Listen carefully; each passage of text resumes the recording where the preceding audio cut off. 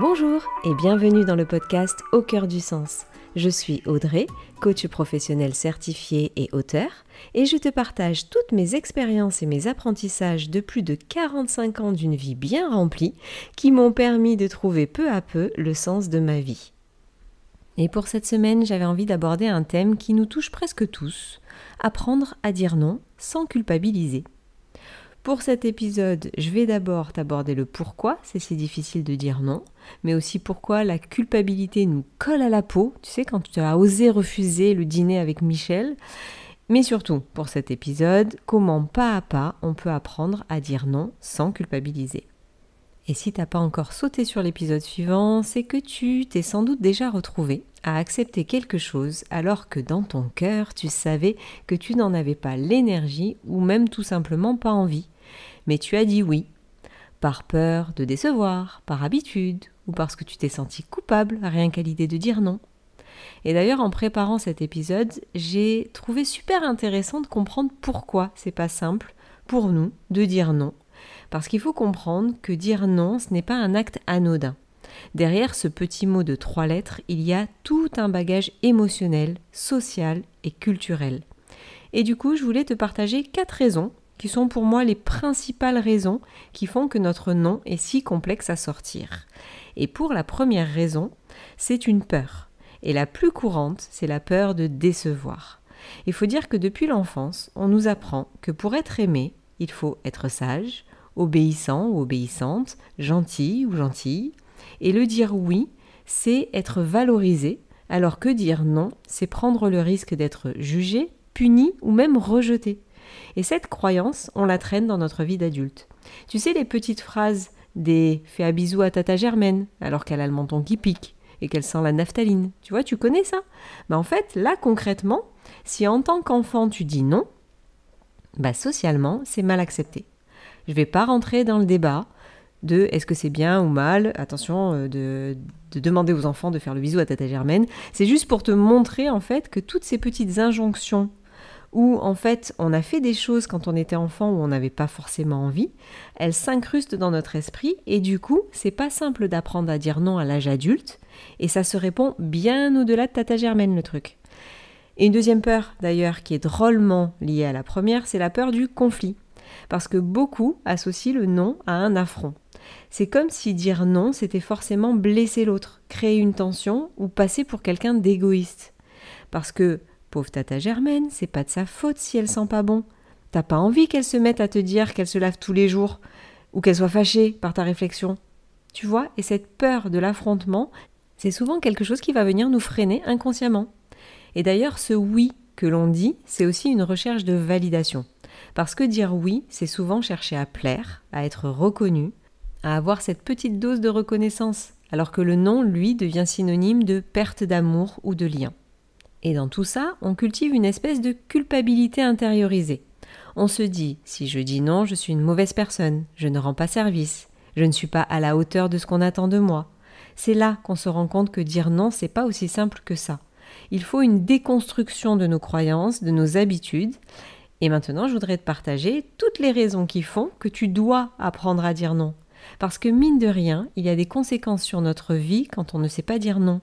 C'est pas anodin dans notre vie et dans notre estime personnelle. Donc concrètement, qu'est-ce qui se passe quand tu dis oui à tout ? Déjà, tu surcharges ton agenda. Tu dis oui à des choses qui ne te correspondent pas et le résultat, c'est du stress, de la fatigue et l'impression de courir partout. En plus, à force, on s'oublie soi-même parce qu'on se retrouve à mettre les besoins des autres avant les nôtres. Et une chose en entraînant une autre, on en perd même son authenticité parce qu'un oui forcé n'a pas la même énergie qu'un oui sincère.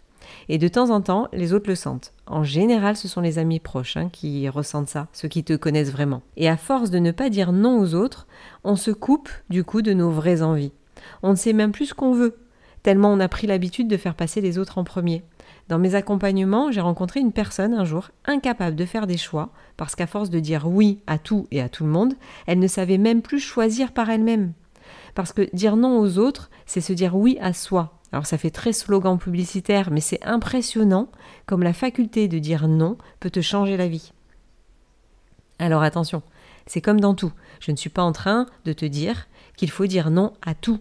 Qu'on soit d'accord, tout est dans l'équilibre. Et dans cette dernière partie du podcast, je vais te donner quelques tips pour apprendre à dire non sans culpabiliser, parce que oui, c'est possible. Plus besoin de faire le bisou à tata Germaine qui pique et même pas peur. Si jamais t'as une tante qui s'appelle Germaine d'ailleurs, je te promets, je la connais pas et je lui en veux pas. Je veux que du bien. Mais là, on s'équipe et on apprend à dire non et ça commence par changer ta vision du non.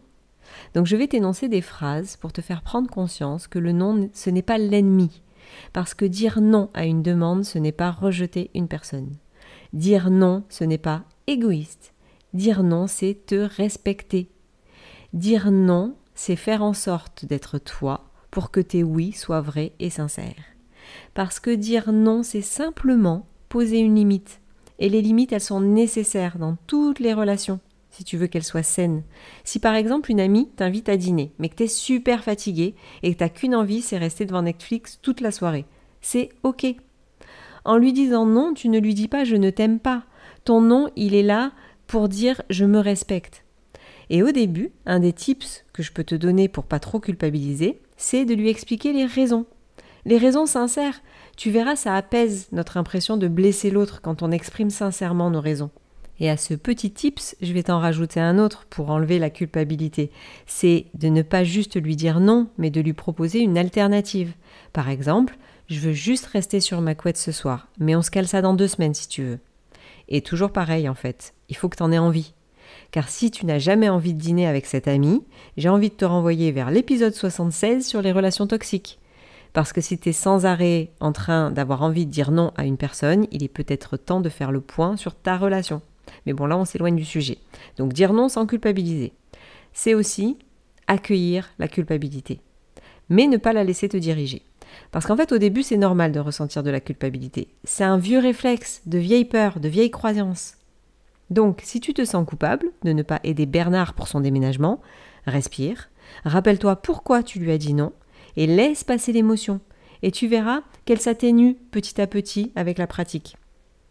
Et une dernière chose, rappelle-toi que dire non, c'est aussi offrir aux autres la possibilité de trouver une autre solution. Parce qu'il va falloir être humble dans l'histoire. Tu n'es pas indispensable à tout ni à tout le monde. Refuser, c'est laisser de la place à d'autres ressources, à d'autres personnes. Alors je te taquine et je te provoque un peu, mais ça aide de se dire que quand on dit non, le monde ne s'arrête pas de tourner et c'est ok. Ça dédramatise en fait le non. Un autre tips pour savoir dire non. Là, je parle pas de culpabilité, mais simplement apprendre à dire non. Ça va être de ne pas répondre immédiatement. Quand on te propose un dîner, quand on te propose une soirée, on est souvent dans l'énergie des gens, c'est-à-dire qu'on s'ambiance, tout le monde veut faire ce super dîner et tout machin, et tu ne fais pas bien le rapport entre ce que tu as envie et ce dont les autres ont envie.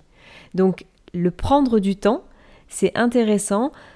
Dis-leur, bah écoutez, je regarde, tu sais la fameuse je regarde mon agenda et je reviens vers vous, c'est un peu ça, c'est prends le temps de voir, une fois que tu te retrouves seul, est-ce que tu as vraiment envie d'y aller à cette soirée ?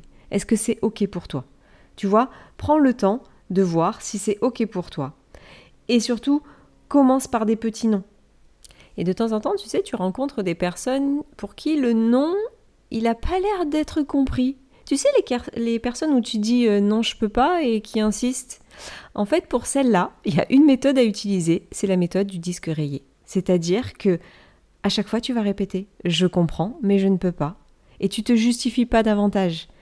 Pour ces personnes-là, quand elles te font toujours la même chose, pareil, je te renvoie aux relations toxiques pour voir si c'est ok pour toi de garder cette relation. Mais la méthode du disque rayé, elle marche pas mal. Parce qu'à un moment, la personne l'entend. Donc voilà ce que je voulais te partager sur le dire non sans culpabiliser et dire non déjà. Rappelle-toi en fait que c'est en prenant soin de toi, de tes envies, de tes choix, que tu réussis à être beaucoup mieux avec les autres.